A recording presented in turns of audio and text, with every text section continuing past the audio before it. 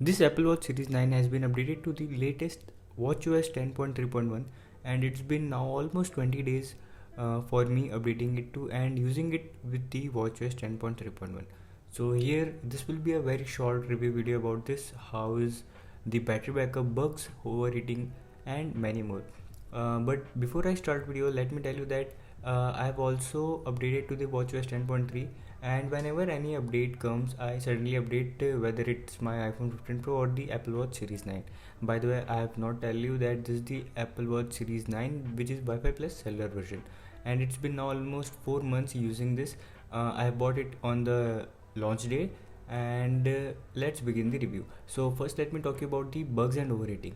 For the last 4 months from the day I have bought the Apple Watch Series 9, I have never seen any bug. In fact, not on this also, this watchOS 10.3.1. And if I talk you about the overheating, I have never faced any overheating, or I've only felt the heating only when I update my Apple Watch. So it's very common. I didn't want to include this, but also I'm saying if you guys are wondering that does it heat while updating, so yes, it does. And let's move on the main topic, which is the battery backup. If I talk about the battery backup, this is giving me immense battery backup, or I could say massive battery backup.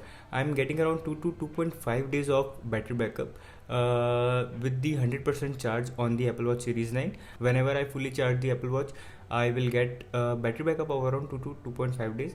In fact, with the old watchOS 10.3 update, I was on a 10-day trip where I only charged my watch for 3 times to 100%, and my entire trip went smoothly by just charging the watch fully 3 times. So this may be enough for this review, I think. So I will also recommend you updating to this watchOS 10.3.1, or if you are on the watchOS 10.3, you may not consider to upgrade to the 10.3.1. About the iPhone 15 Pro, which is the natural titanium, I have one.